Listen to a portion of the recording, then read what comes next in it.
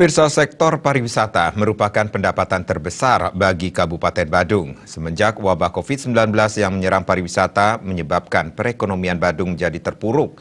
Di tengah terpuruknya ekonomi, UMKM berperan dalam memutar perekonomian di Badung.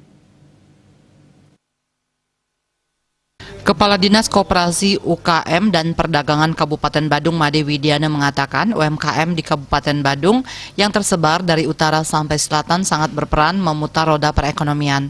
Saat di tengah pandemi COVID, ada UMKM yang tak bisa bergerak alias tutup, namun ada juga yang menggeliat walaupun di tengah kelesuan daya beli masyarakat. Dengan adanya pandemi COVID-19, sumber pendapatan masyarakat Badung menjadi bermasalah. Sebelum merebaknya virus corona, penghasilan UMKM di Kabupaten Badung lumayan banyak, tapi sekarang jauh dari harapan, tetapi masih bisa menghidupi keluarga mereka. Oleh sebab itu, UMKM di Kabupaten Badung di satu sisi masih bisa menggeliat.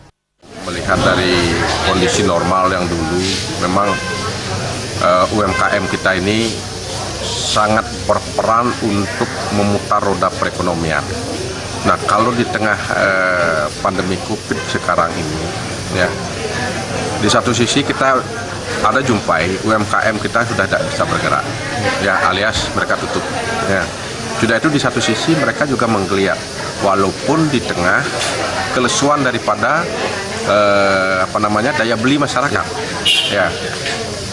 Perlu kita sadari bahwasanya daya beli masyarakat sekarang ini yang berdampak dari pertama sumber keuangan kita itu adalah sumber dari pariwisata. Di pariwisata sudah bermasalah, kan gitu.